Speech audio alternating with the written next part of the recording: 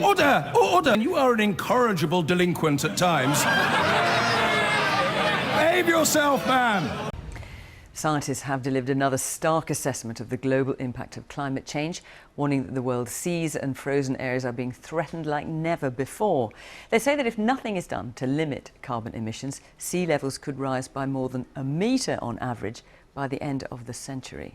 That could mean that some island states are likely to become uninhabitable, and extreme flooding events, even in some of the world's biggest cities, could happen every year by the middle of this century. In the UK, Hull has been badly affected by flooding over recent years. Our science editor David Shukman has been finding out what's being done to try to help. The sea is rising, so stronger defences are needed. Here in Hull, a new wall is being built to protect thousands of people. Most of the city lies below the level of the high tide, so flooding is a constant risk.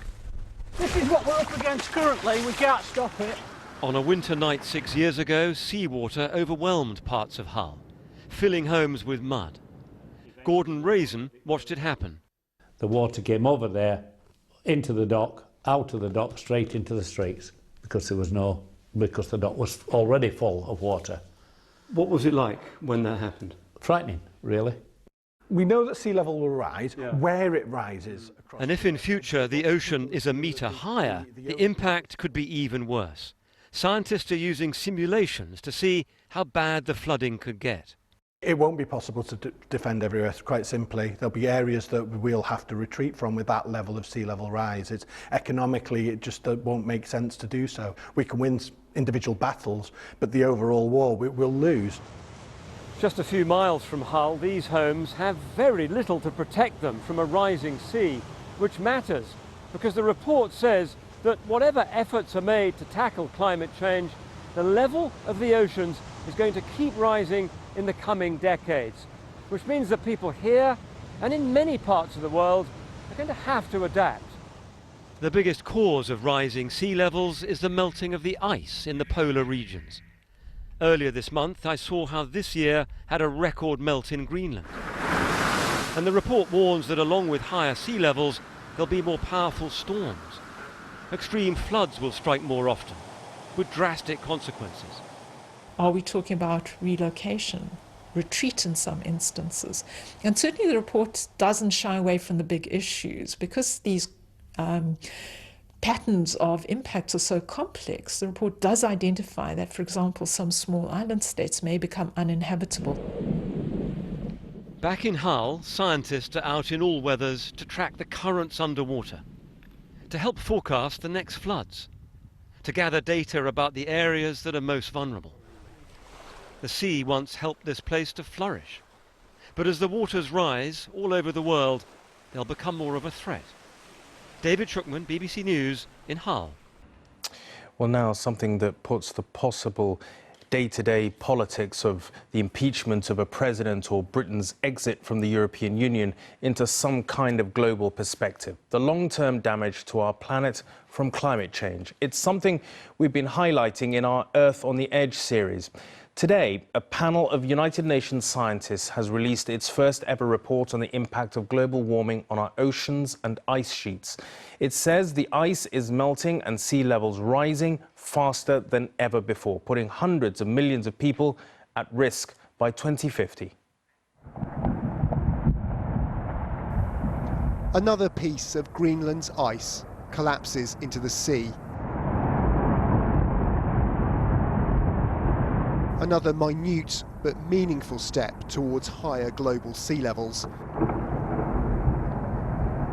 that will make hundreds of millions of people worldwide more vulnerable to catastrophic storms and flooding.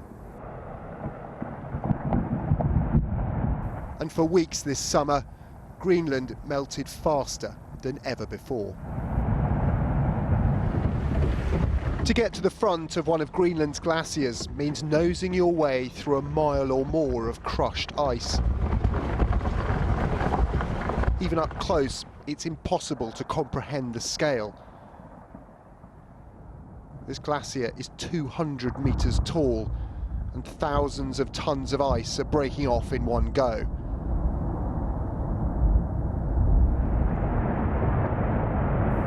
It's a natural part of a glacier's life as it flows towards the sea. But as today's report finds, our warming planet means processes like this are happening faster.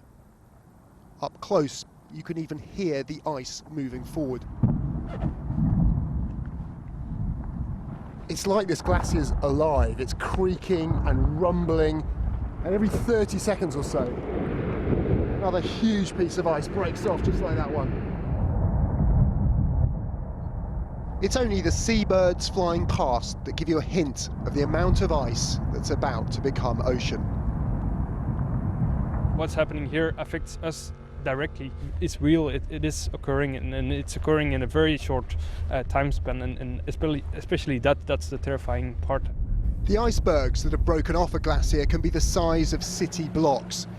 These ones from the giant Jakobshavn glacier alone raised global sea levels by a millimetre over a decade. And just think, Greenland has 125 other glaciers. From the air, they look like islands of ice, ones that will slowly drown low-lying islands elsewhere on Earth, now that we're currently on course for more than 2 degrees of global warming. If that happens, the possibility of Greenland losing all of its ice cap becomes an inevitability, and that would have disastrous consequences for the rest of the planet. In June, Greenland saw a new temperature record of 23 degrees and record melting. Here in September, it's still in the teens on sunny days. That's too warm for the traditional means of transport, the Greenland sled dog. Flemming Lauritsen, a local police chief, keeps a pack of 28. The whole culture about the sled dog is almost disappearing. 20 years ago it was almost, I think, 4,500 sled dogs here, and right now there's only 1,700 dogs left here in town. So the ice in the fjord is coming later and later, and it's getting thinner and thinner. The biggest industry in Greenland is fishing, and down at the harbour, melting ice presents a different problem. We went out with some local fishermen to check their salmon nets. They told us catches are down. Greenland's melting ice is flooding the surrounding sea with fresh water, driving the fish away, and they're worried about what's to come. We don't know what winter we become now. Yeah. So that's why we must be ready for changing again. The oceans in West Greenland are teeming with life. As well as feeding us, they sustain hungry giants like this pod of fin whales, the second largest animal on Earth. We've evolved in a time of ocean and ice. Now the ice could slide into the history books and raise sea levels enough to redraw the map of the world. Tom Clark, News at 10, Greenland.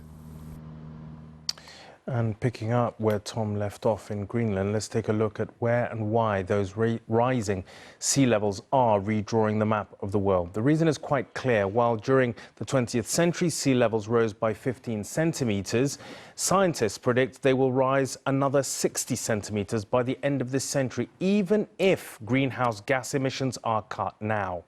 If we don't act, though, that rise may be more than a metre at 110 centimetres. That would put at least 18 cities in the UK at risk, including London, Edinburgh, Cardiff and Belfast, and a total of more than 500 across the world. But it's the poorest nations where the biggest impact is already happening. Island nations like the Solomon Islands, where what they are experiencing now will soon affect the rest of the world. This image was taken in 2002. Within a decade, much has disappeared, while other islands that were habitable just a few years ago have all but vanished below the waves. In the southwest Pacific, there are islands so hard to reach that time seems to have forgotten them. But time is what they're running out of here. Over the past 10 years, the number of people on this island has halved as its homes disappear beneath the waves.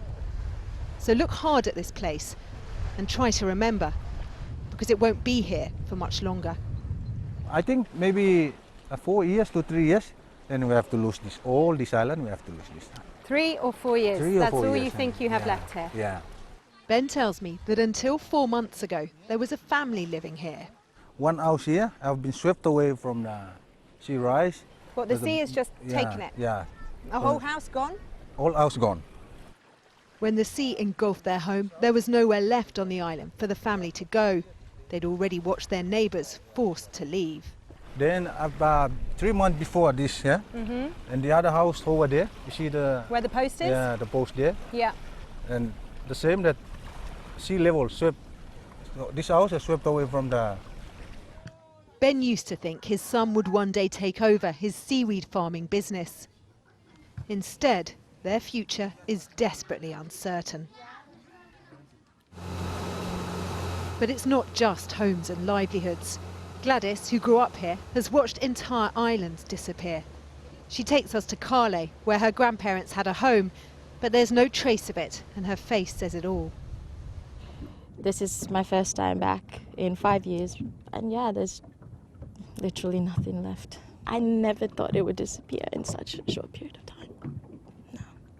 I knew about climate change, and I knew about sea level rise and how it would affect the islands that we're on, but I never thought it would disappear at such rapid rate.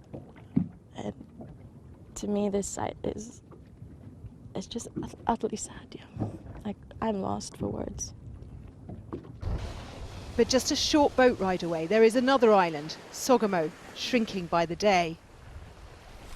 These trees once grew in the very heart of Sogamo's rainforest. They're now all that's left of land swallowed up by the sea. That's because more than half of this island has simply vanished, not over centuries or even generations, but in the space of just 2 decades. Our next stop is Heta Heta. We arrive to find an island split in 2 by the rising waters. At low tide, you can see how the ocean is making a wasteland of a once pristine paradise. And soon, this place too will be gone. We fly to the Solomons' capital, Honiara, to find out how these islands are being wiped off the face of the map. Scientists have been studying 33 islands from the air. What they've found is devastating. Of those 33, 5 have been lost completely. So these are large islands, several 100,000 square metres in size. It is dramatic. Of those 33, a further 6 have lost a significant proportion of their land. Scientists don't know exactly why sea levels are rising so quickly here, but the effect of ice melting into the sea on the other side of the world seems to be worsened by trade winds pushing some of that extra water into this part of the Pacific. What they do know is that the people of the Solomons are already experiencing what we can expect by the end of the century. Here in Ren Lao, the shards of wood poking out of the sea are reminders that homes created over a lifetime can be lost in hours. Sylvester has seen so much of her community vanish. When I was a child, the landmass was out there where the waves are pounding. Trees were growing there.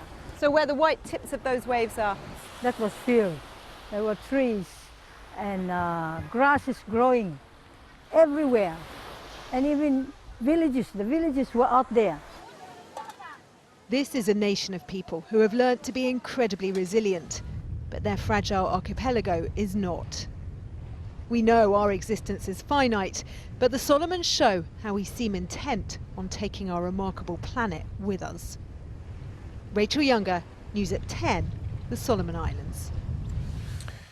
Well, the report's conclusions on rising sea levels, worrying as they are, haven't come as a surprise to climate change activists like Dame Emma Thompson.